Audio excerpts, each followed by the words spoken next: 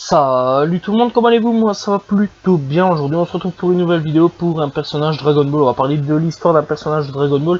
Et aujourd'hui on va s'attaquer à Puer. Voilà, tout simplement. À l'époque traduit par Plume. Dans la première traduction de Glénat, eh bien c'est le compagnon tout simplement du Yamcha, le chat volant tout simplement, qui accompagne Yamcha et qu'on rencontre à partir du chapitre 4 de Dragon Ball. Voilà, tout simplement. Bref, on est parti, on va un petit peu parler de qui il est, son design tout simplement. Bref, c'est parti. Bref, donc Puer, il ressemble à un chat avec un pelage bleu et blanc cassé qui se déplace généralement en volant. Il est d'ailleurs le premier personnage rencontré dans Dragon Ball capable de voler sans posséder d'ailes. Il est capable de se métamorphoser comme Oolong tout simplement et qui vient de la même école que lui, mais lui n'est pas restreint par la limite de temps d'une minute car il était plus assidu en cours et car il ne se passait pas, enfin il ne passait pas son temps à regarder les petites culottes comme Oolong. Il est l'admirateur et ami de Yamcha et ne le quittera jamais à travers toute l'histoire.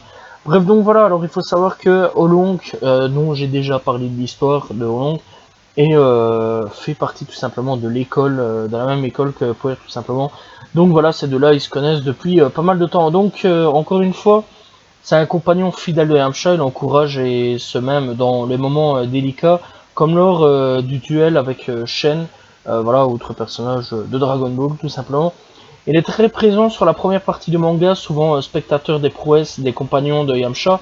Il sera là jusqu'au 23e Tekenshi Butokai pour encourager Sangoku, après quoi il sera largement en retrait comme la plupart des personnages seconds de la première série, et cela vient du fait aussi que le rôle de Yamcha diminuera. Ce même constat est également valable pour Chaozu, le compagnon de Tenshinhan.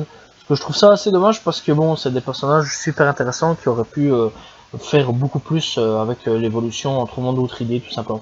Bref, donc le design de Power est pas sans rappeler un des protagonistes de Dragon Ball tout simplement, Binyao.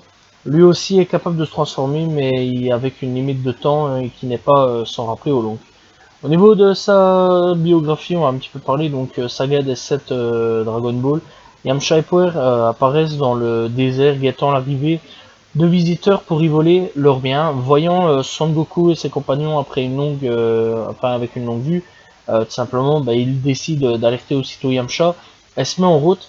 Donc voilà, Power reconnaît un camarade de classe, Solon, qui s'était guère très sérieux en classe, enfin qui n'était guère très sérieux en classe. Il ne s'appréciait pas, cependant Yamcha affronte directement Son Goku. Le match est disputé, mais finalement, via la technique de Jaken, Yamcha perd le troisième round. Puer le raccompagne aussitôt dans sa demeure. Par la suite, en espionnant Bulma, il apprenait l'existence de Dragon Ball. Yamcha souhaitant alors faire le vœu de ne plus être timide au contact des femmes. Donc voilà, et Puer lui conseille tout simplement de devenir riche ou être le maître du monde, mais le jeune combattant refuse, tout simplement.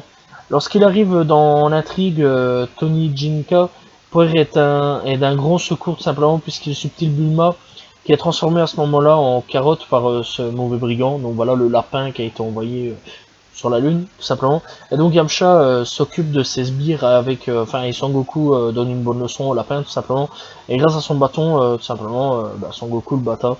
Donc voilà, ouais, c'est vrai qu'il faut assez regarder à ce niveau-là. Donc le lapin, c'est le fameux lapin qui est apparu donc dans Dragon Ball, tout simplement.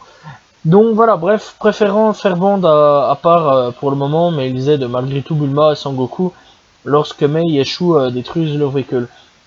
Au château, Pilaf Puer est aussi prisonnier par l'empereur. Cependant, grâce au Kamehameha de Sangoku, il parvient à s'échapper, se transforme avec Oolong et parvient ainsi à interrompre le vœu de Pilaf. Finalement, Oolong gagne une culotte gracieusement donnée par Shenron. En colère, Pilaf capture aussitôt les gêneurs et à ce moment-là, les héros sont de nouveau prisonniers. Et c'est à ce moment-là que Sangoku se transforme en Ozaru tout simplement.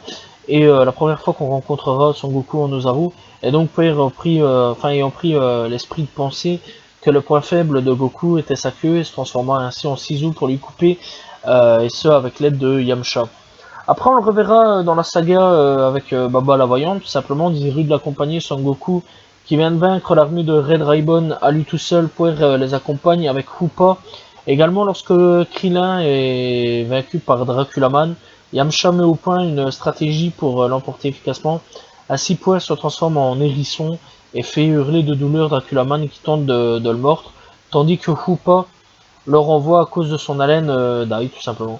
Poire se transforme enfin en gant et projette hors du ring le vampire. Après cette victoire, les deux jeunes héros abandonnent le prochain match.